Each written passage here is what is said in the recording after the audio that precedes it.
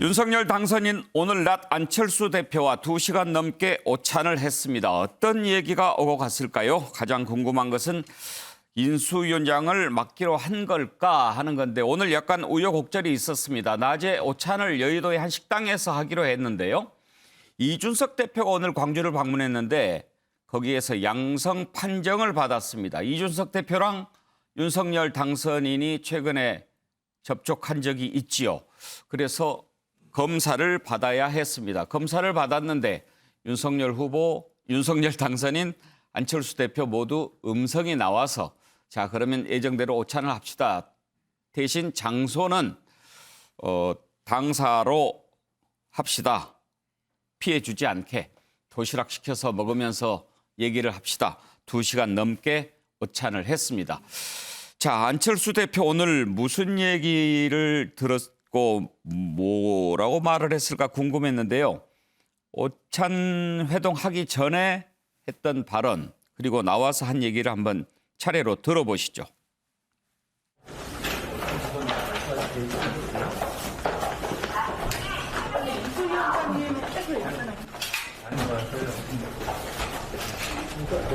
사기정보 인수위에 가장 첫 번째 과제 뭐라고 생각하시는지? 제가 다녀와서 말씀드릴게요. 식사들 하고 계세요? 대표님 키트 검사는 의뢰 없으셨어요? 예. 그래서 해봤어요.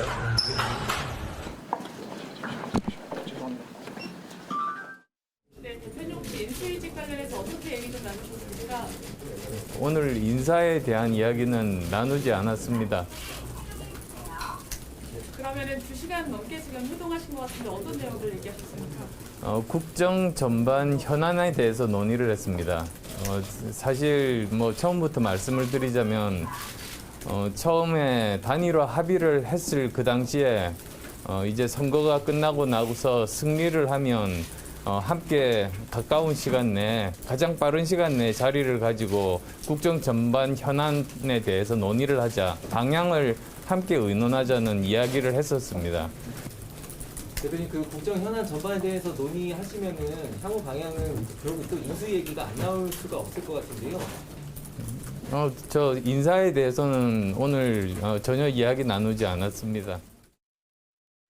인사에 대한 얘기는 나누지 않았다. 그렇지만 국정 현안 전반에 대해서 얘기를 나눴다. 정치인의 말은 정치인이 좀 해석을 해 주셔야죠. 신경민 의원. 저 얘기는 믿을 수는 없습니다. 국정전환 현안은 다 이미 여러 가지 얘기가 있을 거고 저렇게 얘기를 한 거 보니까 결정은 못했는데 예. 아마 여러 사람을 놓고 얘기를 했다고 해석을 하는 것이 맞아 보이고요. 예. 그 굉장히 중요한 두 정치인이 만나서 인사 얘기를 하나도 하지 않고 헤어졌다는 건 전혀 사실하고 맞지 않을 거고요. 예. 지금 뭐라고 얘기를 해도 엄청난 파급 효과가 있고 인사라는 건요. 한 사람을 얘기하면은 나머지 한 10사람, 20사람이 섭섭하기 때문에 그 얘기는 언론한테 브리핑을 하지 않는 것이 맞고요. 저희들이 저런 정도 모임을 할 때 되게 언론한테는 뭐라고 얘기를 하죠 하는 가이드라인을 얘기하고 나오기 때문에 그 가이드라인에 따른 설명이라고 판단하시면 대충 맞을 겁니다. 예. 자, 인사에 관한 얘기는 나누지 않았다라고 하는데 윤석열 대통령 당선인 비서실장 장제원 의원의 얘기를 한번 들어보시죠. 근데 인수위 이제 인사 문제가 제일 궁금하시잖아요. 근데 두 분이 인사 문제는 말씀을 안 하셨대요. 예. 특별한. 근데 교감은 하시지 않았겠느냐 싶어요. 예, 교감은 하셨을 거라고 보고 제가 볼 때 구체적인 그 이름을 가지고 명단을 가지고 대화는 나누지 않으셨다 이런 말씀인 것 같아요. 예, 그렇게 보입니다. 정태근 의원, 지금 장제원 비서실장 얘기는 전체적인 인수위 명단이라든지 어떤 조각이라든지 그런 부분에 관한 얘기인 것 같고 지금 당장 궁금한 게 안철수 대표가 인수위원장을 맡느냐 안 맡느냐라고 하는 건데 지금 맡을 것 같다라는 얘기가 많이 나오잖아요. 그런데 나와서 그 얘기를 안 나눴다라고 하는 것은 좀 보류합시다에 가까울까요? 아니면 그런 발표를 안철수 대표가 직접 하는 것은 그래도 예의가 아니니까 저렇게 얘기를 한 걸까요? 아직 최종적인 결론이 안 나왔다고 볼 수도 있지요. 왜냐하면 이제 위원장 문제가 결정이 되면 위원장이 누구냐에 따라서 부위원장도 좀 달라지는 것이고 밑에 이제 분과위원장도 조금 차이가 있을 수 있거든요. 그러니까 지금 국정 전반의 현안 중에 가장 중요한 거는 정권을 인수인계하는 거고 그 작업들을 지금 실무적으로 준비하는 게 인수위원회인데 인수위원회에서 핵심은 지금 인선을 어떻게 할 것인데 그 문제를 안 나눴다고 얘기할 수는 없을 것 같거든요. 그래서 지금 뭐 대충 나오는 얘기를 보면 안철수 대표 같은 경우에는 인수위원장에 이어서 총리 예. 이 생각을 많이 염두에 두고 있다라고 뭐 저는 개인적으로 그게 바람직한 방향인가라는 거에 대해서 좀 갸우뚱을 합니다만 그렇게 됐다 그러면 아마 윤석열 당선인께서 얘기를 충분히 듣고 아마 이제 결정만 남은 그런 정도의 상황이 아닌가 이렇게 예. 보여집니다. 윤희석 대변인 먼저 수고 많이 하셨고 축하드립니다. 고맙습니다. 예, 애쓰셨는데 지금 일단 비서실장도 그렇고 안철수 대표도 인사에 관한 얘기는 안 나눴다라고 하는데 안철수 대표가 인수위원장 간다 안 간다 어느 쪽이 더 무게가 있다고 보십니까? 지금 듣기로는 안철수 대표 본인이 인수위원장을 좀 맡고 싶어하는 의향이 좀 더 강하다 예. 이렇게 전해 들었습니다.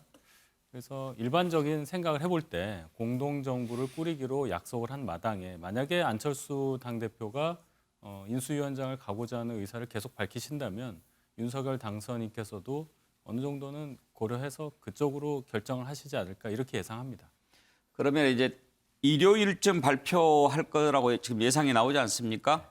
그때 윤석열 당선인이 인수위원장이라든지 뭐 중요한 인선 이런 거 발표를 하게 될까요? 일요일에 하신다면 뭐 인수위원장부터 시작해서 아까 말씀하신 대로 부위원장 또 각 분과위원장 이렇게 인수위 전체 얼개를 다 말씀하시는 그런 발표가 있지 않을까 생각합니다. 예.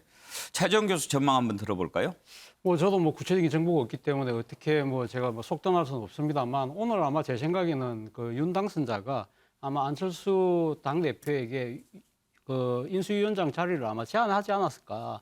그리고 그 제안을 받고 난 뒤에 그래도 덥석받을 수는 없잖아요. 조금 생각을 해보겠습니다. 말미를 달라. 뭐 그 정도 이야기가 되고 그리고 완전 향후 누가 뭐 인수위원장이 되든 인수위는 어떤 식으로 갈 것이냐 부분에 대해서는 전반적인 그림을 그리고 아마 뭐 빠르면 내일 뭐 늦어도 일요일까지는 아마 그 안철수 당대표가 아마 인수위원장 수락 여부를 밝히는 식의 그런 모양을 취해서 발표가 나지 않을까 조심스럽게 예측해 봅니다. 예.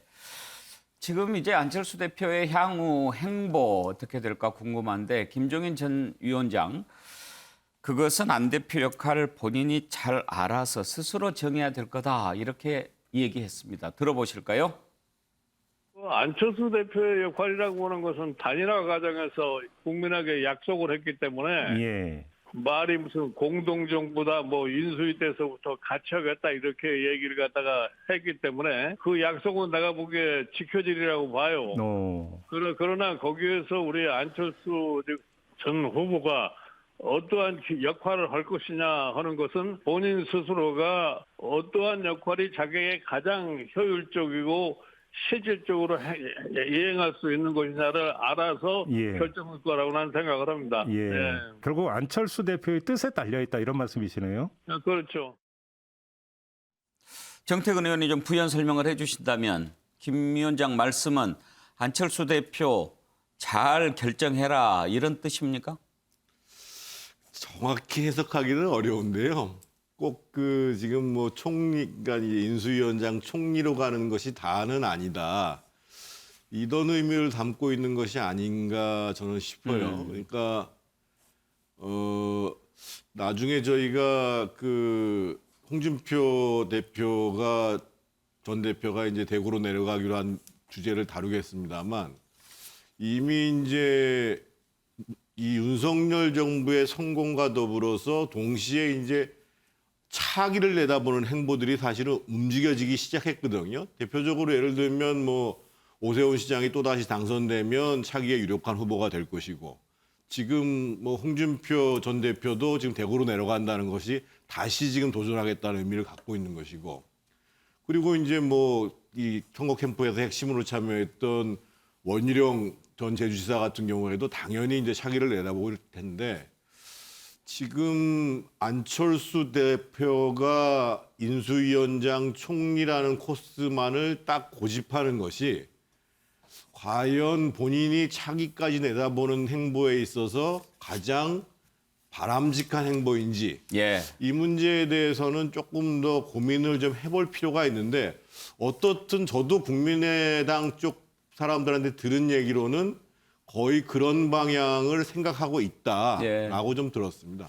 신경민 의원 생각하시기에 안철수 대표 향후 입지를 위해서는 어떤 것이 제일 나을 것 같습니다. 지금 얼른 생각하면 세 가지 정도 선택이 있지 않습니까? 국무총리가 뭐 하는 것, 당 대표, 또 지방 단체장 뭐 이런 게 있는데. 다 할 수 있으면 좋죠. 근데 지금 그건 좀 안 될 거고요. 국무총리라는 건 폼은 좋은데 사실 언제든지 교체 대상이거든요. 그러니까 국무총리는 좀 불안해 보이고요. 이미 사실 지금 선거는 뭐 이틀 전에 끝났지만 5년 후 선거 레이스는 시작이 된 거고요. 그렇게 따져서 보면 본인이 행정 경험을 얘기했기 때문에 선출직을 하는 게 가장 안전한 방법인데 예. 그러나 안 후보의 이 선택지로 봤을 때는 일단은 뭘 좀 하다가 뭐 다른 걸 하고 지금 5년 동안의 설계 그리고 아마 5년 구체적으로는 3년 동안의 설계일 겁니다. 선거는 2년 동안 준비를 해야 되기 때문에 예. 3년의 설계에서 가장 리스크는 적고 경험으로서는 좋은 이걸 택해야 되거든요. 예. 그러니까 총리를 본인이 하고 싶어 할지는 모르지만 리스크가 좀 크지 않나 이렇게 생각이 됩니다. 그래서 뭐 과학기술 관련해서 본인이 하고 싶은 것이 있으면은 그것도 하고 또 행정 경험을 쌓고 싶으면 그것도 하고 아마 그렇게 미래 설계를 하는 것이 가장 다음 대선 후보로서는 안전한 길로 보입니다. 예. 자, 안철수 대표 살펴봤고요. 안철수 대표 못지않게 향후 입지 궁금한 사람이 있죠. 바로 국민의힘 이준석 대표입니다. 한번 들어가 볼까요? 야당 대표에서 이제 여당 대표가 됐는데요. 대선 승리를 했지만 이준석 대표 기여를 놓고는 평가가 엇갈립니다. 대선 승리의 1등 공신이다. 뭐 이런 평가도 있지만 이준석 대표 아니었으면 넉넉하게 이길 걸. 이준석 대표 때문에 정말 힘들게 이겼다. 이런 얘기도 나오는 상황입니다. 이준석 대표 대선 승리 이후에 곧바로 광주에 내려갔는데 광주에서 안타깝게도 코로나 확진 판정을 받았습니다. 일단은 좀 당분간은 격리가 불가피하겠죠. 이준석 대표 광주 발언을 좀 들어보시죠. 지금 30% 목표를 달성하지 못한 원인? 어쩌면 이제 모든 여론조사에서 이재명 후보의 패배가 예상되니까 그에 대한 뭐 몰패가 안 된다는 취지의 그 민주당 지지자들의 결집도 있었을 것 같고요. 예. 그리고 무엇보다도 선거 막판에 있어서 뭐 갑자기 등장한 변수라고 한다면 단일화라든지 이런 것들이 있지 않겠습니까? 네. 21대 총선을 놓고 기준을 봤을 때는요. 네. 저희가 20대 남성에서도 20대 여성에서도 30대 남성도 30대 여성도 모든 세대 모든 성별에 있어가지고 표의 확장이 이루어졌습니다. 네. 네, 과거에 우리 그 국민의힘의 전신 정당들이었던 자유한국당이나 아니면 미래통합당 같은 경우에는 20대 30대에서는 30% 통합 지지율 받기가 정말 어려웠거든요. 예. 그게 이제 확장돼서 지금에 이르러가지고 저희가 대선 승리하고 역대 최다득표를 한 거거든요.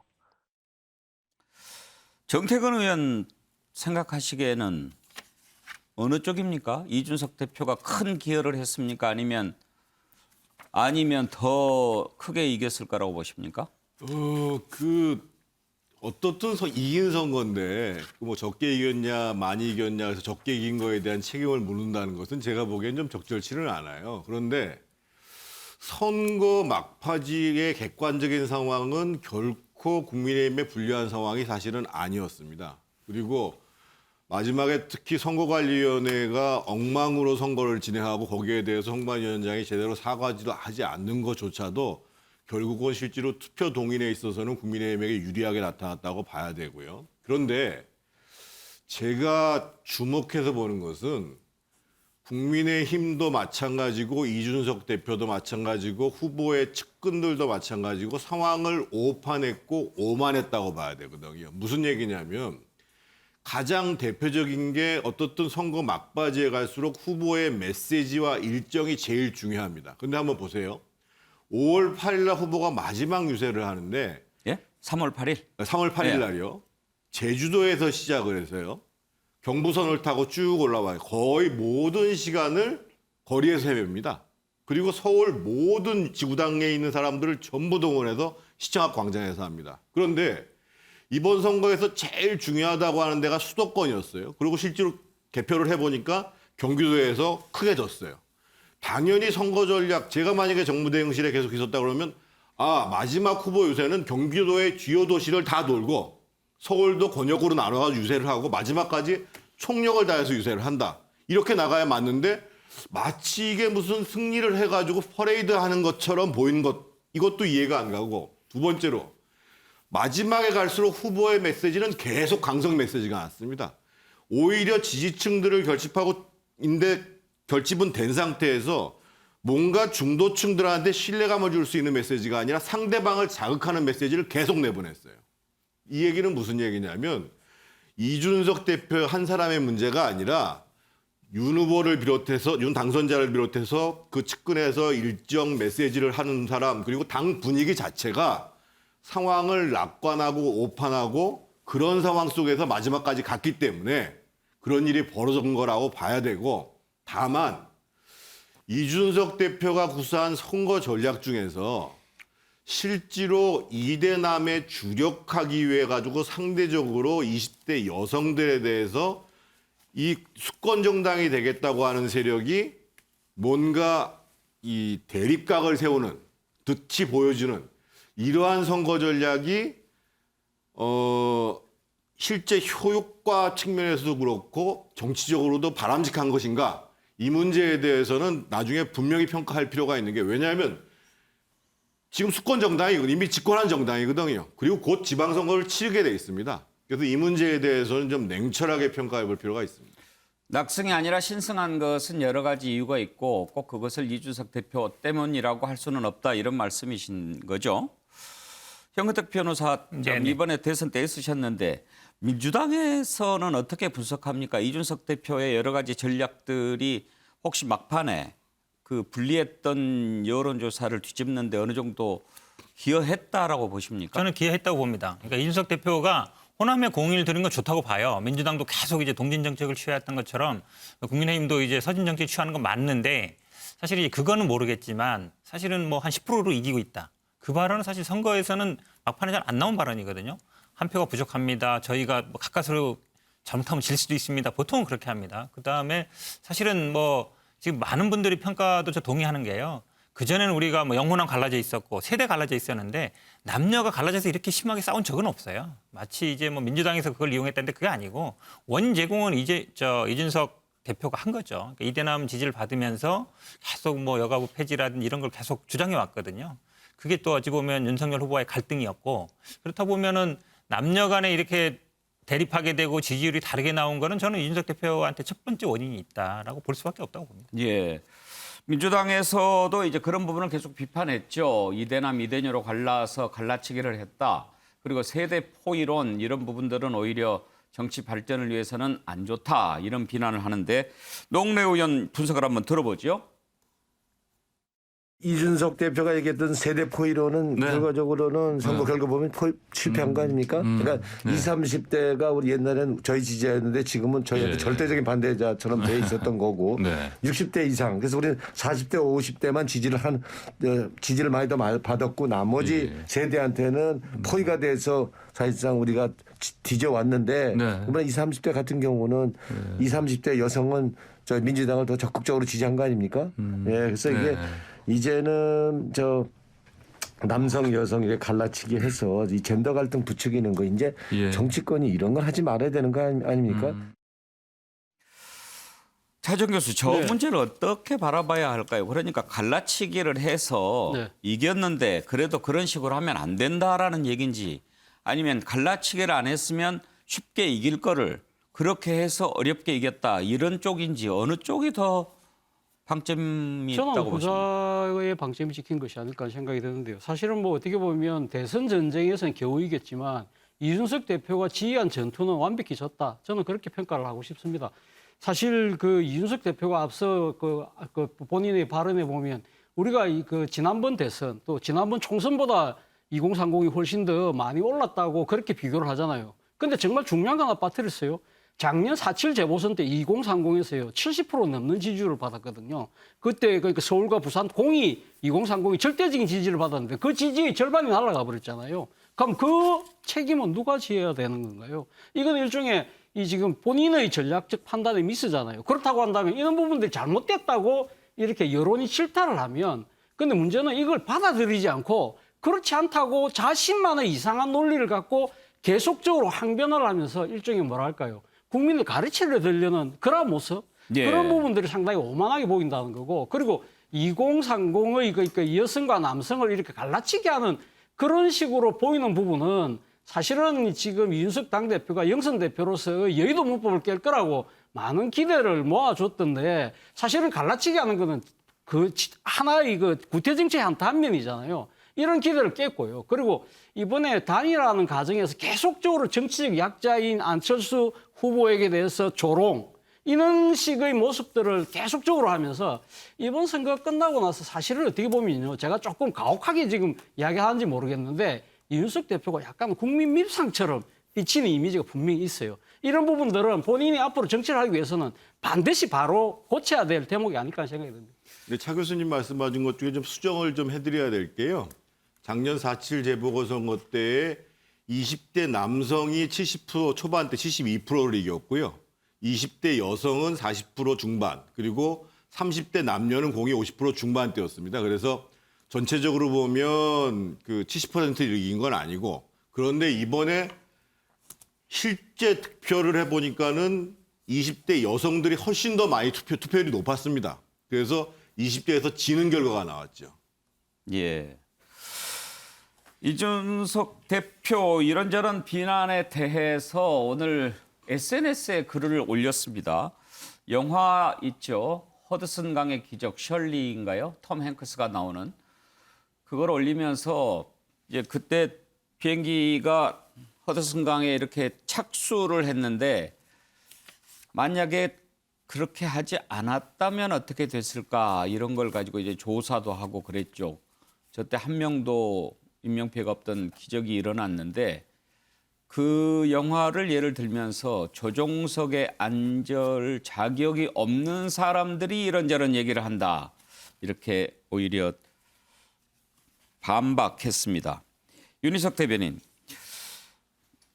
이준석 대표에 대해서 사실 뭐 이런저런 이미지가 있죠. 뭐 지나치게 가볍다, 큰 어젠다보다는 잔꾀를 많이 부린다, 자기 정치만 하려고 한다, 삼국지를 너무 많이 본다, 뭐 이런 게 많은데 지금 이런 비판에 대해서도 본인은 지금 납득할 수 없다는 입장인데 당내 분위기는 어떻습니까, 솔직히?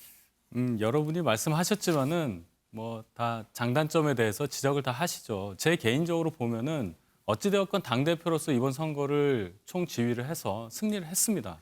본인이 이번 선거에서 저희가 승리하면은 자기는 정계 은퇴한다고까지 얘기를 했어요. 그렇게까지 공언을 하고 이 선거에 매달린 결과 결국 승리로 이끌었기 때문에 이준석 대표 때문에 표 차이가 적어져서 비난받아야 된다는 의견에는 저는 동의하지 않습니다. 네. 다만 말씀하셨듯이 마지막에 얘기했었던 큰 표 차로 이기고 있다는 그런 거. 근데 본인은 선거를 총지휘하는 입장에서 저희 지지층을 고무하기 위한 방법으로 생각했을 가능성이 크죠.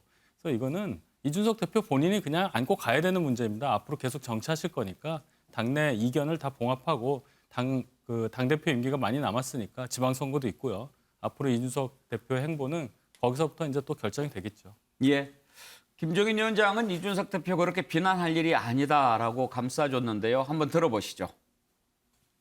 이준석 대표에 대해서 비판의 목소리는 뭐 일부에서 나오는 것 같은데 지금 윤석열 후보가 당선되는데 막 결정적인 기여를 한 공로가 더 커요. 그러니까 뭐 이준석 대표가 선거하는 과정 속에서 갈라치기니 뭐냐 이런 비난도 있지만 실질적으로 뭐 그러한 비난이라는 것은 묵살해 볼 수도 있지 않을까 그렇게 생각을 합니다. 신경민 의원, 아무튼 그 갈라치기라는 비판이 나올 정도로 이번에 젠더 문제가 상당히 뜨거운 이슈가 되기는 했어요. 그럼요. 이게 구미 선거에서는 젠더 문제 가지고 굉장히 시끄럽거든요. 그런데 이렇게 갈라치기 하는 것은 극우 정치인이라 하는 거고요. 예. 특히 제가 주목하는 대목은 5년 후에 국민의힘 쪽에 대선 후보군에 만약에 이준석 후보가 들어간다면 굉장한 파괴력이 있을 걸로 전망을 했습니다. 예. 그래서 민주당이 갖고 있지 않는 새로운 피로서 장래가 촉망되는 정치인으로 봤는데요. 저는 일단 그 평가는 좀 수정해야 되지 않나 싶습니다. 이렇게 갈라치기하고 포위론을 하고 특히 여러 사람들한테 비난을 받았던 건 국민의당 유세차 사망자가 나왔을 때 무슨 유서 쓰고 들어갔냐 이렇게 조롱을 했거든요. 이건 정치인이 해서는 절대로 죽음 앞에서 조롱을 하는 그런 것은 해서는 안 되는 거기 때문에 이건 아마 본인이 앞으로 정치적 미래를 어떻게 설계할지 모르겠습니다만은 두고두고 씹히는 아마 요인이 될 겁니다. 예, 이준석 대표의 향후 거취도 매우 주목이 됩니다. 다음으로 넘어갈까요? 윤석열 당선인 풀어나가야 할 숙제가 너무너무 많죠. 당장 여소야대 전국을 또 어떻게 돌파해 나가느냐도 큰 숙제입니다. 지금 국민의힘 의석수가 111석입니다. 이번에 보궐선거에서 내서 그리고 국민의힘 성향, 대구 중남구는 무소속이지만 국민의힘 성향이라고 봤을 때 그리고 민주당은 178석인데 그래도 과반이고 지금 현재 여소야대입니다. 그 전에 여소야대가 있기는 있었죠. 노태우 정부 때. 그렇지만 3당 합당으로 이제 여소야대를 뒤집었는데 지금 이런 구도 하에서 법안이나 또 인사나 중요한 부분 국회 통과 없이는 처리하기 힘든 것들이 많지요. 이거 어떻게 풀어나가야 될까요? 윤석열 당선인 여소야대에 대해서 이렇게 얘기했습니다. 들어보시죠. 그리고 민주국가에서 여소야대라고 하는 것은 굉장히 자연스러운 일이고 또 그런 여소야대 상황을 통해서 우리나라의 민주주의와 정치가 훨씬 성숙돼 갈 수 있는 그런 기회라고 생각합니다. 여당이든 야당이든 다 국가와 국민을 생각해서 일하러 우리 다 국회에 오신 분들이고 하기 때문에 저는 믿습니다. 그렇죠. 윤희석 대변인 협치가 필수죠, 이제. 필수죠. 예. 구체적으로 어떻게 협치하고 여소야대 전국을 슬기롭게 풀어나갈 수 있을까요? 참 어려운 문제인데요. 협치라고 하는 것은 이제 방법이 여러 가지가 있겠지만 일단 이제 임기를 시작하시는 마당에 뭐 예를 들어 정부 조직법도 바꿔야 되고 처음부터 여가부 폐지를 하려면 그게 돼야 되지 않습니까? 근데 지금 여당에서 민주당에서 찬성할 리가 없죠. 결국은 대통령 설득을 해야 되는 거고 그런 과정에서 민주당에서 주장하는 어떤 정책들도 일부 수용을 하고 또 이 말씀도 하셨잖아요. 민주당에 계신 분들 중에 합리적이고 능력 있는 분이 계시면 등용을 하겠다. 그런 모습까지 보여주면서 전체적으로 국민 전체를 위하는 방향으로 통합정부식의 그런 전국 운영을 한다면 불가능한 일이 아니라고 봅니다. 민주당 노웅래 의원은 협치에 대해서 이런 생각을 밝혔습니다. 한번 들어보시죠. 협치라는 게 말은 쉬운데 협치가 간다 하고서는 협치가 안 돼 왔던 거 아닙니까? 그게 쉽지 않은 건데 조금만 잘못하면 협치가 아니고 한 글자만 바꾸면 협박이 되잖아요. 이제는 야당의 주장을 좀 받아들일 자세를 갖는 게 중요하다. 기본적으로. 그래서 그런 식으로 그런다면 정치도 이제 달라지지 않겠냐. 지금 윤석열 당선자가 얘기한 대로 한다 그런다면 난 정치 달라진다고 보는 거고요. 저희는 여당인데도 불구하고 정치개혁 통합의 정부 그리고 정치개혁 한다고 하지 않았습니까? 양당 기득권 정치 타파하겠다. 새 정치하겠다. 같은 주장이거든요. 여야가. 그럼 이대로 하면 됩니다. 그래서 이제는 실천만 남았다. 이제 현근택 대변인, 여야가 바뀌게 됐는데 그 전에 협치가 잘 안 되고 그런 것은 여당이 협치를 좀 하겠다라고 했는데 거대 여당이 잘 안 해서 그런 거 아니었어요? 그렇죠. 사실은 뭐 협치라는 게 생각보다 쉽지 않습니다. 왜냐하면 뭐 인사청문회도 우리 해봐서 알잖아요. 그러니까 어쨌든 그 전에 민주당은 이제 하면은 이제 국민의힘에서는 아예 이제 청문회 자체를 안 한다든지 그래서 이제 쌓이고 쌓이다 보니까 청문 보고서 채택 안 된 분이 제일 많아졌잖아요. 그러면서 계속 이제 야당에서는 협치 안 한다 이래 왔거든요. 결국 아마 이제 인사 문제가 제일 클 것 같습니다. 국무총리라든지 장관이라든지 물론 뭐 장관은 국회 인준 사항은 아닙니다만 결국은 어떤 분을 인사로 하느냐, 총리로 어떤 분을 내세우느냐 이게 아마 제가 보기에 관건일 것 같아요. 근데 아마 지금 윤석열 후보가 조금 걱정되는 거는 이제 뭐 윤핵관으로 지칭되던 분들을 1번 인사로 했다는 말이죠. 지난번에 당선인 신분 때도 비슷하게 했거든요. 근데 만약에 정부 조각도 그런 식으로 한다 그러면 아마 좀 충돌이 생길 수도 있다 이렇게 보고 있습니다. 신경민 의원 정치권 쭉 오래 들여다보셨는데 여소야대가 되면 어떤 것들이 제일 골치 아픕니까? 아무것도 안 되죠. 일단 상대당이 주장하는 건 내가 예전에 주장했던 걸 해도 무조건 반대거든요. 근데 이게 지금 바로 아마 인사청문, 특히 총리부터 시작이 될 텐데 총리는 어차피 본회의를 통과해야 되기 때문에 인사청문만 가지고는 안 되거든요. 예. 인사청문에서 뭐 누구를 데려다 놔도 아마 공자님 뭐 예수를 데려다 놔도 틀림없이 뭔가 나올 텐데 이제 그렇게 될 거거든요. 그렇게 되면 이거 말은 뭐 지금 같은 언어를 쓰죠. 협치라는 말을 여든 야든 쓰는데 여기서 어느 정도의 조화가 되려면은 다 수용할 수 있을 만한 인물들이 나와야 되는데 예. 그런 인물들을 찾아낼 수 있을까? 일단 거기서부터 시작이 될 거고요.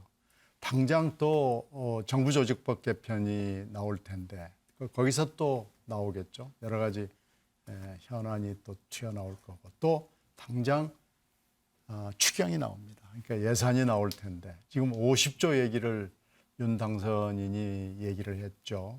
근데 이 50조 이게 또 쉽지 않아 보여요. 그래서 인사, 법안, 예산 이 세 군데에서 여야가 강대강으로 충돌을 하면서 6월 선거로 지금 넘어갈 거예요. 그러면 또 6월 선거에서 도저히 안 되겠습니다. 이렇게 아마 윤 후보 쪽, 국민의힘 쪽에서는 우리에게 힘을 실어 주십시오. 이렇게 나올 거고요.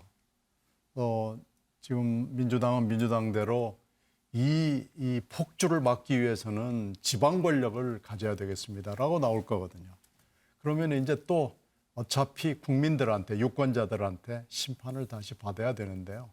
이번에 보면 0.7% 차이라는 정말 절묘하고 이해할 수 없고 예상할 수 없었던 이런 게 나왔는데 지방선거도 만만치 않아 보이고요. 이게 지금 전국이 어디로 흘러가는지 전혀 예측이 안 되는 우리가 좀 기로에 들어서 있습니다. 좀 어두운 전망을 하셨는데 차재원 교수는요? 예, 저는 뭐 여소야대 국민이기 때문에 저는 일종의 정치적 좀 창의력을 좀 발휘할 필요가 있지 않나 생각이 되는데요. 제가 생각했을 때는 이번에 첫 총리를 국회 추천으로 해달라고 한번 던져보는 것이 어떨까라는 생각입니다. 국회 추천이라고 해서 지금 민주당이 가반옷을 갖고 있으니까 민주당을 추천하라는 뜻은 아닙니다. 국회 추천을 해달라고 하면 어차피 여야가 협의할 수밖에 없잖아요. 그렇다고 한다면 그러면 민주당이 그러면 이 사람 하겠습니다. 이래 이야기하겠습니까? 그러면 국민의힘이 여당이니까 당신들의 안을 한번 내봐라. 그러면 그 사이에서 이야기가 되면서 일종의 예비 심사를 하는 것이죠. 어차피 지금 그러니까 이 윤석열 정부가 내세우는 사람이 만약에 추천을 한다 하더라도 어차피 가반의 동의를 받아야 되기 때문에 민주당의 동의가 없이는 도저히 이 총리 임명을 할 수가 없거든요. 그렇다고 한다면 이 지금 윤 당선자가 자신의 권한을 내주는 형태로 국회 추천을 해달라고 던지는 것이 저는 어떻게 보면 협치의 아주 좋은 첫 출발점이 될 수도 있겠다는 생각을 해봤습니다. 잠깐만요. 현근택 변호사. 네. 국회 추천이 가능한가요? 현재 국무총리 헌법에는 어떻게 규정이 되어 있나요? 대통령이 임명한 거 돼 있죠. 그리고 이제 국회에서 동의받는 식으로 돼 있기 때문에 근데 이거는 사실 정치적인 문제지 법적인 문제는 아닌 것 같습니다. 왜냐하면 이게 국회 추천 문제는 그 선거 과정에도 나왔고 이재명 후보도 얘기했던 거거든요. 그러니까 사실은 뭐 법을 떠나서 불가능하지는 않은 것 같습니다. 예, 국회 추천 묘수가 될 수도 있을 것 같은데 그런데 이제 문제는 정태근 의원 야당이 크다고 해서 계속 반대했다가는 또 혼날 수 있잖아요. 문제는 그 반대를 유발하는 과정이 어떠했느냐. 그러니까 지금 협치의 출발점은요. 제가 봤을 땐 집권한 세력이 소위 권한에 대한 절제 그리고 국민적 눈높이에서 권력을 행사하는가의 문제거든요. 무슨 얘기냐면 지금 국회 추천도 말씀해 주셨습니다만 예를 들면 국민적 눈높이에 봤을 때 저 사람은 총리로 적합해라고 하는 사람을 올렸는데 야당에서 국회의 다수당이라고 그래가지고 무조건 그 사람을 안 되게 한다. 그러면 당연히 역풍이 불죠. 그리고 지방선거에도 오히려 이 의회의 다수당인 민주당을 심판해야 됩니다. 이런 여론이 생길 거고요. 그래서 지금 인사에 있어서는 철저하게 국민 눈높이에 맞춰서 하는 것이 중요하고 조금 또 이런 상상력을 발휘할 수도 있죠. 예를 들면 지금 5년 만에 정권 교체를 했단 말이에요. 근데 이 상황에서 지금 안철수 대표가 총리 문제가 나와서 그런데 만약에 호남 총리, 과거에 노태우 정부 시절에 그런 일이 많이 있었거든요. 호남 총리를 쓰는 것도 방법인 거예요. 그래서 기본적으로 인사에 대한 권한을 행사할 때 철저하게 국민 눈높이와 고도의 정무적 감각을 갖고 하는 것이 중요하다고 보여지고요.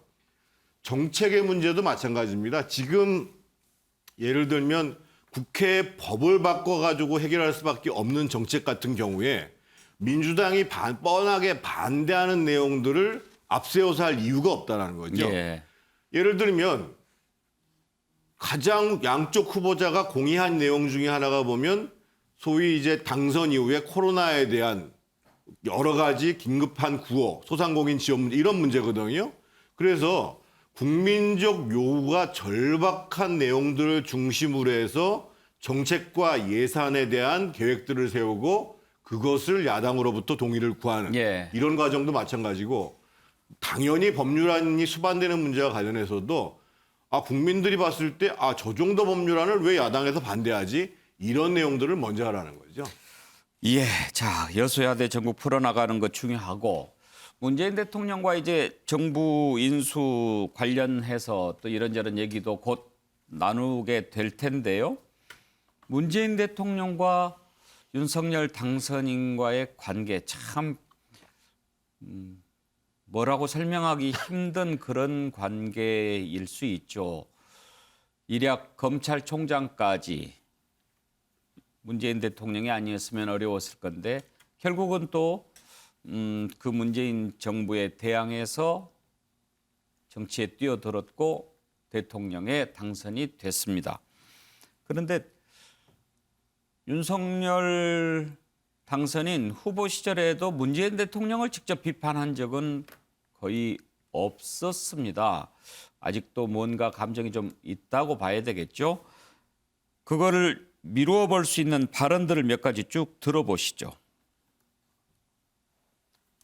우리 이제 윤 총장님은 이 권력형 비리에 대해서 권력에 휘둘리지 않고 또 권력의 눈치도 보지 않고 사람에 충성하지 않는 그런 자세로 아주 엄정하게 이렇게 처리해서 국민들의 신망을 이렇게 이제 받으셨는데 그런 자세를 앞으로 또 계속해서 끝까지 우리 대통령님하고 여사님하고 다 건강하신가요?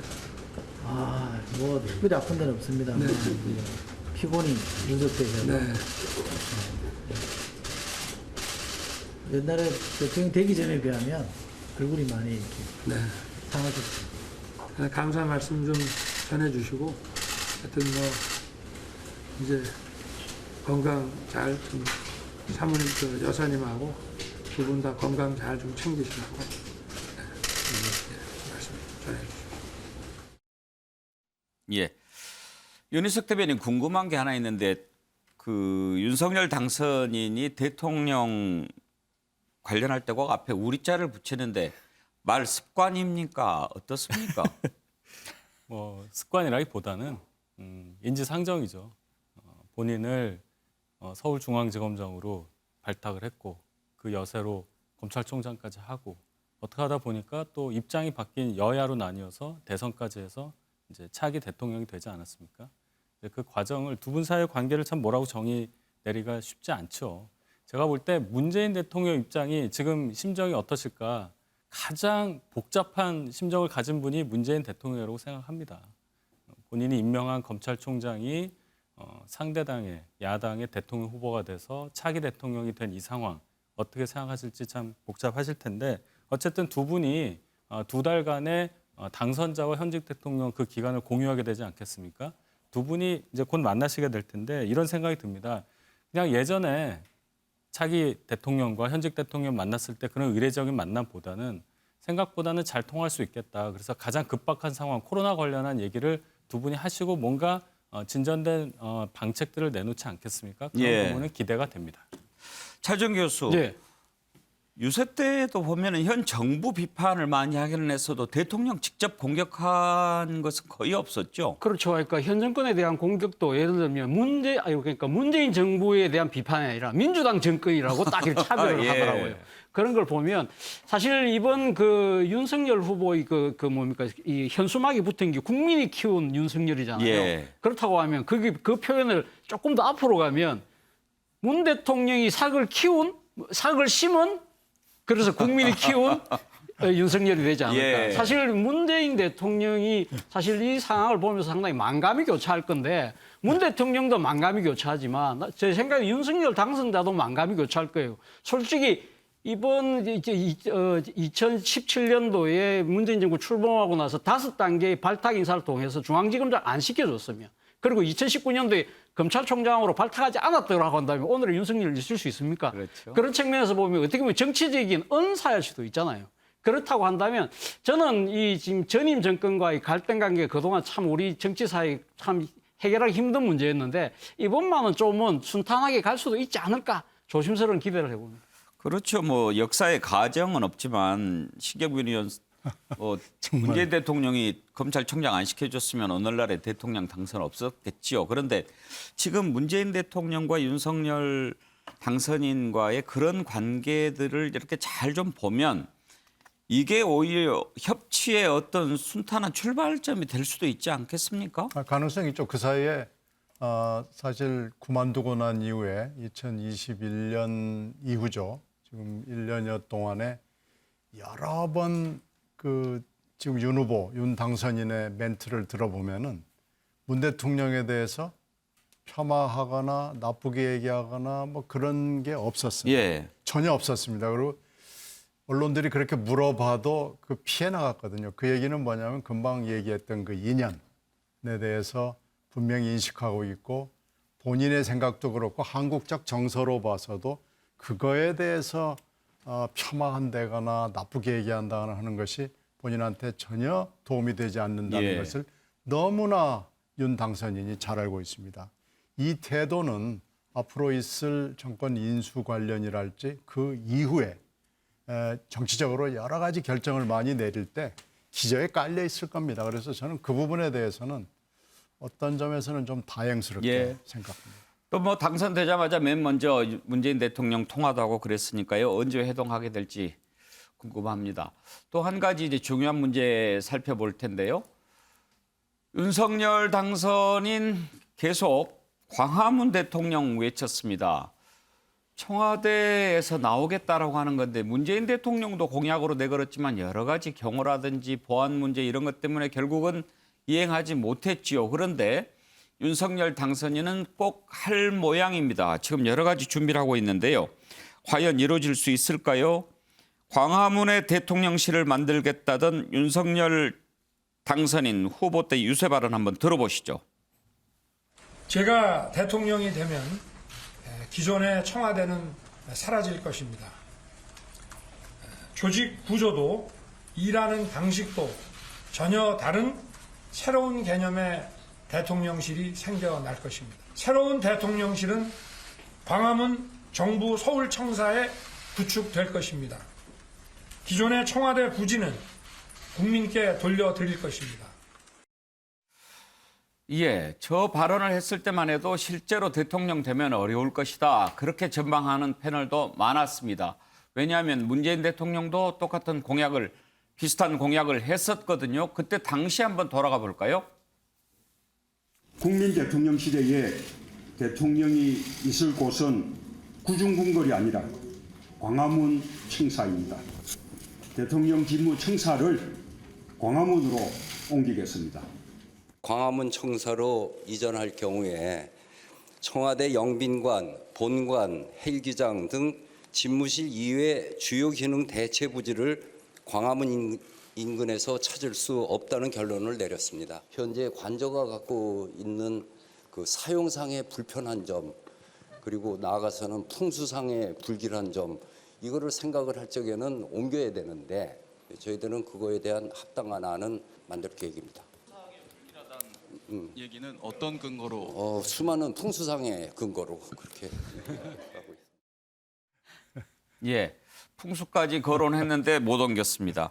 그런데 윤희석 대변인 지금 이렇게 저렇게 나오는 걸 들어보면 반드시 그 공약을 첫 번째로 실천하겠다는 그런 의지가 보입니다. 그렇게 할 생각인가요? 네, 의지가 굉장히 강하시고요. 이런 말씀을 하셨습니다. 그 경호상의 문제를 가장 강조하지 않습니까? 만약에 관저가 청와대 밖이 되고 광화문 청사를 출근하게 될 때 그 출퇴근 과정이 노출되기 때문에 경호상의 문제가 많다. 그래서 경호실에서 반대를 한다는 얘기인데 당선인이 이런 말씀을 하신 걸로 들었습니다. 경호가 일을 하는 방식에 맞춰야 되는 거 아니냐. 그러니까 되는 방식으로 해야 된다 이렇게 말씀을 하셨고 윤 당선인의 스타일상 한번 저렇게 말씀하시면 저는 그냥 추진하신다고 저는 그렇게 봅니다. 예. 그 전에 안 됐는데도 또 공약을 내걸었는데 또 못한다 하는 것보다는 그래도 어떻게 해서든지 해야 되는 거 아니냐? 네, 그렇게 봅니다. 정태근 의원 가능할까요? 저는 충분히 가능하다고 생각하고요. 예. 지금 좀 전통적으로 청와대 경호처의 논리를 좀 벗어날 필요가 있어요. 조금 전에 유홍준 교수가 얘기를 하는데 예를 들면 영빈관이나 헬기장이나 지하 벙커도 그대로 쓰면 됩니다. 그리고 종합청사에 나오면 돼요. 그리고 지금 예를 들면 관저 문제도 어차피 지금 직무실에서 관저도 굉장히 떨어져 있거든요. 근데 삼청동에 가면 지금 아직도 남아있는 안가 있어요. 거기로 관저를 옮길 수도 있는 문제예요. 우리가 상식적으로 생각하면 메르켈 총리 같은 경우가 사실은 유럽을 책임졌던 사람인데 메르켈 총리가 관저로 돌아가기 전에 혼자 가가지고 물론 경호원이 있겠지만 가서 슈퍼에 가가지고 쇼핑하고 음식물 장만해가지고 들어가잖아요. 물론 이제 대한민국이 지금 북한하고 바로 대치하고 있는 상황이라는 것을 모르는 거 아닙니다. 그런데 저는 광화문 직무실도 충분히 그런 여러 가지 경호상의 어려움들이 있음에도 불구하고 종합청사로 오는 것 충분히 가능하다고 생각을 하고 그리고 이제 막바로 지금 그러면 청와대 지금 현재 청와대에 있는 여러 가지 건물들을 막바로 바로 국민들한테 돌려줄 생각하면 안 된다는 거죠. 그래서 종합청사에서 근무하고 일단 현재 이용 가능한 그 필요한 시설들을 하고 그러고 쭉 해봤는데 별 문제 없다더라. 그러면 그 이후에 지금 현재 청와대 건물에 대해서는 어떻게 할 것인가를 생각하면 되는 문제인데. 예. 근데 하여간 청와대를 근무했던 많은 사람들이 얘기하는 게 청와대의 경호 논리가 좀 과잉이에요. 아, 예. 그러면 5월 10일부터 광화문에서 근무하겠다 또 그런 얘기도 했는데 시간적으로도 가능할까요? 그 가능 안 할 이유가 뭐가 있겠어요. 그러니까 지금 예를 들면 문제는 정부 종합청사 1청사에 있는 총리실을 비롯해서 그것만 나가가지고는 안 될 거고요, 아마. 그래서 거기에 있는 부처 중에 이제 한두 개 정도가 더 과천이나 세종으로 이종하는 것을 준비를 하면 저는 뭐 충분히 가능할 거라고 봅니다. 예. 자, 청와대에 들어가지 않겠다. 그러면 윤석열 대통령은 어디에서 또 생활하게 될까요? 그것도 궁금한데 또 하나 윤석열 당선인 배우자 김건희 여사가 어떤 역할을 맡을지에도 지금 관심이 모아지고 있습니다. 이 내용 잠깐 살펴볼까요? 영부인이라는 말은 쓰지 않겠다. 그런 약속을 윤석열 당선인 했었지요. 그랬는데 김건희 여사는 본인도 영부인보다는 대통령 배우자 이 표현이 더 좋겠다라고 생각한다고 말했습니다. 관련된 녹취들 한번 들어볼까요? 제2부속실은 불필요하다고 늘 오래전부터 생각해 왔고 그리고 지금 청와대가 일단 인력이 너무 많은 것 같습니다. 지금 뭐 세상이 어떤 세상인데 뭐 영부인 얘기를 하고 옛날에는 뭐 국모라고도 했잖아요. 건국 초기에는. 근데 저는 그냥 누구 씨나 조금 존칭해진다 하면은 뭐 우리가 그 여성을 존칭할 때는 뭐 여사라는 말을 쓰고 하니 그 정도에서 끝나야지. 그리고 남편이 대통령이 되는 경우라도 아내의 역할에만 충실하겠습니다. 차정 교수, 이번 네. 대선에 기록이 많이 있는데 맞습니다. 대통령 후보 배우자가 유세 끝까지 출연 안 한 것도 처음이었죠. 그렇죠. 사실은 뭐 이번 이 대선의 좀 씁쓸한 부분 중에 하나인데요. 아무래도 유력 후보의 배우자들이 또 공이 의혹에 휩싸여 있었기 때문에 아마 그런 부분들이 공개적으로 나오는 것이 표심에 결코 도움이 안 된다는 판단 때문에 그랬던 것 같아요. 바로 그러한 연장선상에서 당선된다 하더라도 이 배우자로서의 역할을 스스로 축소할 수밖에 없는 상황이 아닐까라는 생각이 들고요. 그리고 또 윤 당선자가 우리 앞서 이야기했지만 청와대라는 조직 자체를 지금 없앤다고 이야기를 하고 있기 때문에 그렇다고 한다면 이 대통령 부인에 대한 그 기구가 제2부속실인데 그것도 당연히 없어지고 아마 단순하게 아마 조금 보조할 만한 뭐 비서 정도가 있는 정도로 되지 않을까 하는 생각이 들고요. 저는 지금 바이든 대통령의 부인 질 바이든이 지금도 출강을 하고 대학에서 학생들을 가르치고 있지 않습니까? 그렇다고 한다면 김건희 여사도 만약에 지금 하고 있는 일을 계속했으면 좋겠는데 문제는 그 지금 하고 있는 일 자체가 일종의 지금 영리 사업이기 때문에 이해 충돌의 가능성이 있잖아요. 그런 부분만 없다고 한다면 본인이 지금 강점을 갖고 있는 뭐 미술 전시나든지 이런 쪽으로 자신의 뭐 역할을 계속적으로 하는 것도 하나의 방법이지 않을까. 단 영리성은 배제하는 그런 차원에서 자기 일을 하는 그런 대통령 배우자를 볼 때도 우리는 되지 않았나 하는 생각도 듭니다. 그런데 신경민은 본인이 배우자라고 이렇게 불러주기를 원한다고 하는데 예를 들어서 이제 방송을 할 때 지금도 뭐 문재인 대통령 부인 김정숙 여사 이렇게 하지 않나요? 네, 그렇죠. 그러면 굳이 뭐 윤석열 대통령 배우자 김건희 여사 그렇게 할 필요가 있나요? 배우자라고 부르기는 어려울 거고요. 표현이. 아까 얘기한 대로 여사 정도 뭐 그렇게 하는 것은 좋고요. 근데 요즘에 영부인께서 내려오고 싶다 이렇게 잘 안 하잖아요. 공식 행사에서는 합니다마는 청와대 행사에서는 하더라고요. 근데 그건 좋아 보이지가 않고요. 그 여사 정도 하는 것은 뭐 저희들 뭐 미국 말하고는 전혀 다르기 때문에 우리가 영부인이라는 용어에는 너무 전제적 요소가 많이 깔려 있다. 물론 남의 부인을 높여 부르는 말이다라고 그러지만 영부인, 남의 부인을 영부인이라고 하는 경우는 우리 일상 회화에서는 없거든요. 그 영이 대통령의 영자가 아니거든요. 아닙니다. 그건 뭐 그냥 남의 부인을 영부인이라고 옛날에 기록에도 많이 남아 있지만 지금은 영부인 그러면 대통령의 부인이죠. 그 영부인이라는 용어는 이번에 퇴출하고 지금은 뭐 대통령이라는 말도 퇴출하자는 학자들의 논의가 있는데 대통령을 대체할 만한 말을 찾지를 못해서 그건 못하지만 영부인 정도는 이번에 정리할 수 있으면 참 괜찮은 아이디어입니다. 예. 차재원 교수, 어떤 역할을 지금 생각하고 있는 걸까요? 일단 아마 지금 그러니까 우리가 보통 생각했을 때 대통령 부인이 공개적으로 이 모습을 보이는 것은 결국은 이 외국 정상회담과의 배우자의 상대 그 정도잖아요.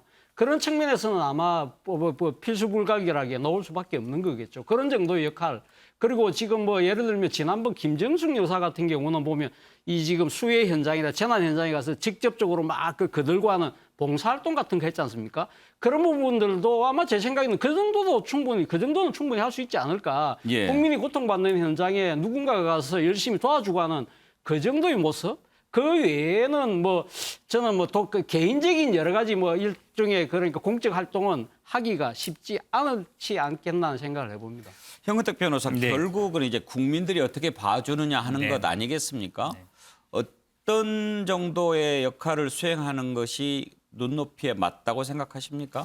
그 부분이 뭐 고민이 많을 것 같긴 한데요. 저도 뭐 명칭 영부인이라는 걸 이제 안 써도 될 것 같은데 이제 배우자라고 쓰면 되죠. 배우자라고 쓰면 되는데 결국은 그래도 이제 같이 생활을 할 거 아닙니까? 청와대를 어디다 둘지 모르지만 이제 관전은 둘 텐데 같이 생활하면서 외국 순방할 때는 안 갈 수가 없을 테고 외국 정상에 왔을 때도 안 만날 수가 없을 테고 그 정도 역할은 충분히 할 걸 보이는데 국내에서 그럼 어떻게 역할을 할 것인가? 평소에는 이제 뭐 대통령 부인의 역할들이 있었거든요. 그거를 전부 안 하기는 쉽지 않을 거 아닌가. 그리고 말씀처럼 사실은 뭐 일상적인 그동안 해온 전시 업무는 못 할 거예요. 당연히 이제 왜냐하면 이해충돌 소지가 있기 때문에. 그래서 단순히 그냥 아무 일도 안 하고 배우자 역할만 머문다는 건 제가 생각하기는 쉽지 않을 것 같다는 생각도 듭니다. 네. 자, 다음으로 넘어가겠습니다. 홍준표 의원 오늘 대구시장 출마 의사를 밝혔습니다. 중앙정치는 윤석열 당선인에게 맡기고 나는 하방, 지역으로 내려간다는 거죠. 나를 키워준 대구부터 리모델링하는 게 맞다고 생각한다. 대구시장에 나가겠다는 얘기죠. 지금 대구시장 노리는 사람들이 있습니다. 권영진 시장도 또 노리고 있고 김재원 최고위원 지난번에 뭐 보선에 나가려고 하다가 방향을 바꿨는데 그런데 홍준표 의원 지난번에 유세 마지막 날 유세장에 안 나타났습니다. 그날 무슨 뭐 건강검진을 받는다던가요. 그 이유가 궁금했는데 처음에는 윤석열 후보와 함께 대구에서 지원 유세도 하고 그랬지요. 그때 모습을 잠깐 한번 보고 얘기를 나눠보죠.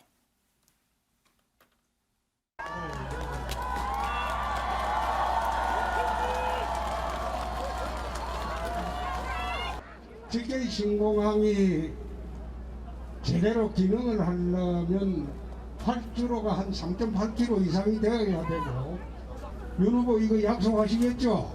예, 형님. 공항공단을 만들어야 됩니다. 국가공단으로. 그것도 해주시겠죠? 물론입니다. 두바이식으로 24시간 잠들지 않는 대한민국의 명소로 만들어야 됩니다. 그것도 해주시겠죠? 이미 경선 때 다 약속했지 않습니까? 예, 재밌는데 정태근 의원 지금 들어보니까 약간 좀 느낌이 홍준표 후보 유세에 윤석열 대통령 당선인이 이렇게 도와주는 것 같이 들리네요. 지금 홍준표 대표가 전 대표죠. 사실은 이제 이번 경선, 대통령 후보 경선에 도전하면서 이번이 마지막이라고 얘기를 했어요. 예. 그런데 원팀을 이루는 과정 속에서 처음에 흔쾌히 승복을 했습니다만 사실은 윤석열 후보와 원팀을 이루는 과정들이 상당히 오래 걸렸고 그러는 과정 속에서 자신에게도 다시 한번 도전의 기회가 있다라는 생각들을 분명히 정리하기 시작한 거죠. 그런데 그렇다고 한다면 일부에서는 그렇다고 무슨 대구시장 내려가 이렇게 비난할 수도 있습니다. 그런데 어떻든 본인이 입장에서 봤을 때는 다시 한번 차기 대선까지 가는 데 있어서의 가장 확실한 경로가 뭐냐라고 스스로 선택을 한 거거든요. 정치인이 차기를 내다보면서 다시 선택하는 거에 대해서는 실제로 나중에 결과적으로 어떻게 평가를 받을 것인지에 대해서는 뒤로 밀어둘 수밖에 없는 문제고 저는 뭐 그 선택에 대해서 스스로의 선택에 대해서 존중을 해야 된다 이렇게 생각이 듭니다. 윤희석 대변인 그러고 보니까 개표 상황실에서도 안 보였어요. 당 내에서 이런저런 얘기 안 나옵니까? 홍 대표님 스타일이 있으니까요. 뭐 크게 그런 얘기는 없었는데. 그러면 그런갑다 그럽니까? 지금 대구시장 나가시겠다는 저 얘기가 지금 이제 공식화된 것뿐이지 경선 이후부터 쭉 나왔었던 얘기거든요. 근데 홍준표 전 대표 입장에서는 뭐 바로 또 차기 대선 생각하실 수밖에 없고 남은 게 대통령직밖에 없지 않겠습니까? 더군다나 대구는 보수의 심장이라고 하죠. 지금 거기 현지에서 인기도 높다고 하니 홍준표 전 대표의 선택으로서는 지금 대구시장 출마하시는 것이 뭐 불가피하다, 최적이다 이렇게 말씀드리겠습니다. 예. 자, 다음으로 넘어가지요. 민주당 상황 살펴봅니다. 대선 패배 책임을 지고 송영길 대표와 지도부가 모두 사퇴하면서 이제 비대위 체제로 전환했는데요. 오는 25일 새로운 원내대표를 뽑기로 했다는 소식이 방금 전에 들어왔습니다. 그런데 교황 선출 방식으로 뽑겠답니다. 교황 선출 방식, 어떤 방식입니까? 일단 후보 등록이나 정견 발표 이런 것 없이 무기명으로 이 사람이 됐으면 좋겠다. 그런 이름을 쪽지에 적어서 내는 방식입니다. 그래서 잘 나가는 건데 뭐 연기를 피우지는 않겠죠. 그런데 그런 방식으로 뽑겠다고 합니다. 관련된 내용을 좀 들어볼까요? 존경하는 국민 여러분, 감사하고 죄송합니다. 민주당이 부족했습니다. 국민 여러분의 성원에 부응하지 못해 거듭 죄송합니다.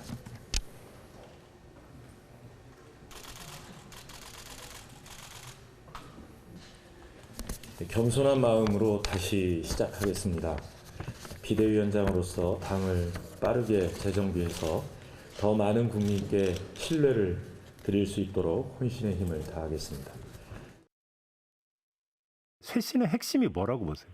선거 과정에서 국민께 약속드렸던 부분들, 손실 보상에 대한 부분이라든지 정치 교체에 대한 부분 많은 약속을 드렸습니다. 그 부분에 대해서 저희가 흔들림 없이 정치개혁 과제들을 추진해 나가는 것이 가장 중요한 부분이라고 봅니다. 김기현 국민의힘 원내대표에게 정치개혁 관련 법안 질문을 드렸더니 이건 안철수 당시 후보를 끌어들이기 위한 미끼 아니었느냐. 그 다음에 얘기 없다. 이렇게 비판을 하던. 전에도 말씀드렸지만 지금 현재 저희가 약속드린 기초의원 3인 이상 선거구제나 위성정당 창당 방지 같은 경우는 기존에도 계속 저희가 주장하고 있었습니다. 뭐 정치개혁을 안철수 후보 때문에 하는 건 아니고요. 앞으로 대한민국 국민을 위해서 정치개혁을 하는 것이기 때문에 김기현 원내대표께서도 단일화를 그쪽에서 이루셨지만 그럼에도 불구하고 국민을 위한 정치교체는 좀 해주셨으면 좋겠습니다. 신경민 의원, 교황 선출 방식으로 뽑겠다고 하는데 저런 적이 있었나요? 없었습니다. 왜 저렇게 하기로 했을까요? 지금 이제 3, 4, 5월 중에 비대위원장 지금 윤호중 위원장을 하고 원내대표하고 물론 비대위원 몇 사람이 들어가겠지만 이 투톱으로 당을 운영을 해야 되기 때문에 원내대표가 굉장히 중요하죠. 그래서 이 원내대표를 통합형 국민들한테 이런 정도의 원내대표가 돼야 되겠다라는 걸 선을 보여줘야 되겠는데 이 170여 명의 의원들끼리 투표를 해가지고는 그렇게 안 될 가능성이 꽤 있거든요. 그러니까 지금 어떻게 보면 이 통합형 원내대표를 만들기 위한 고육주책이라고도 볼 수 있고요. 여기서 누가 어떻게 될지는 모르겠습니다만 지금 거론되고 있는 사람들은 있죠. 자의반, 타의반 뭐 다 섞어서 해야 되겠다 하는 사람도 있고 이 사람이 했으면 좋겠다는 사람들이 있는데 여기서 투표를 통해서 결정하기가 굉장히 어렵습니다. 그래서 아마 이 방법을 한번 써보는 건데 정말로 소망스러운 원내대표가 나올 수 있을지는 저희도 잘 모르겠습니다. 현근택 변호사, 기존의 선출 방식과 이 방식의 가장 큰 차이라면 뭘까요? 아마 이제 후보를 등록하고 할 경우에는 뭐 지금 이제 계파 간의 갈등이나 이런 게 생기지 않겠냐, 선거 후니까 이런 걸 보는데 저는 이 원내대표가 비대위원장 겸임하는 방식은 좋지 않다고 봅니다. 왜 그러냐면 지난번 이제 보궐선거 졌을 때도 똑같은 방식으로 했거든요. 근데 지금 아마 저는 좀 민주당이 착각하게 있는 거 아닌가 생각되는 게 지금 0.7% 차이기 때문에 뭐 지방선거도 해볼 만하다 생각하는 것 같은데 사실은 이재명 후보 개인기가 굉장히 많았거든요. 만약에 아니었으면 지난번 보궐선거만큼 패할 수도 있었어요. 서울 지역이 딱 나타나지 않습니까?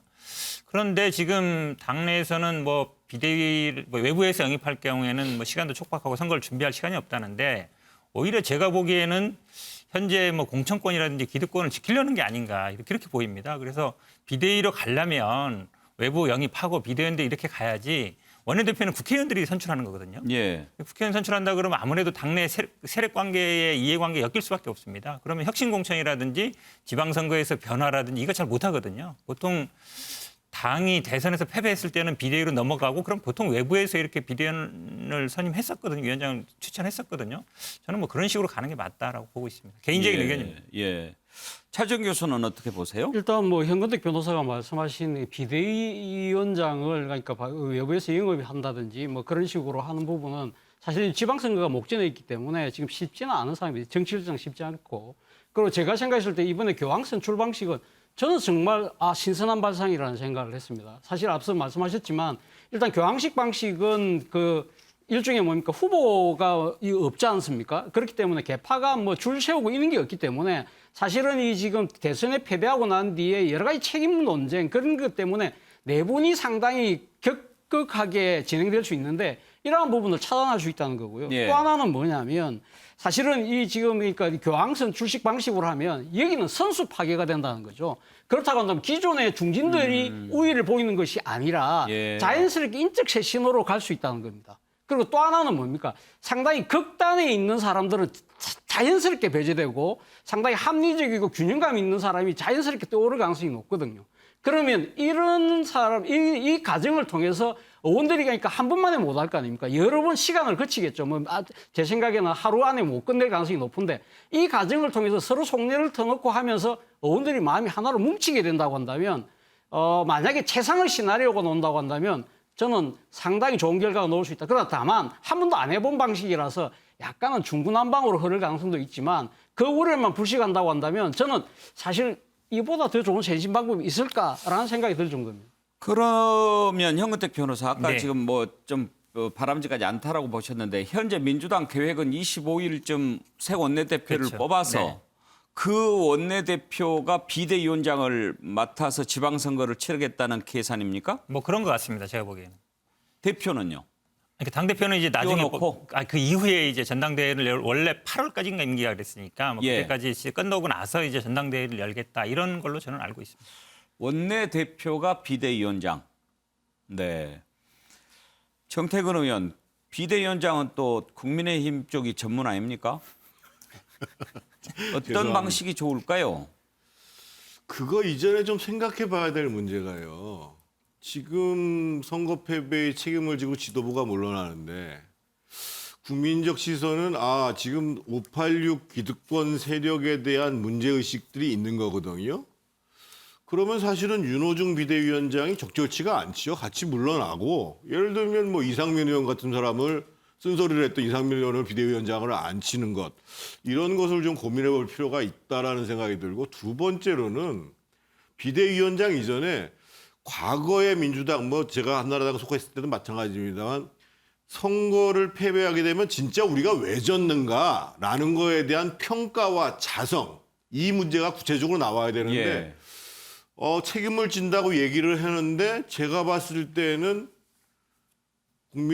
지금 민주당 내부의 의원들 사이에서 그런 내용들을 지금 찾아보기는 쉽지 않아가지고요. 좋은 예. 결과가 나오질 것 같지는 않습니다.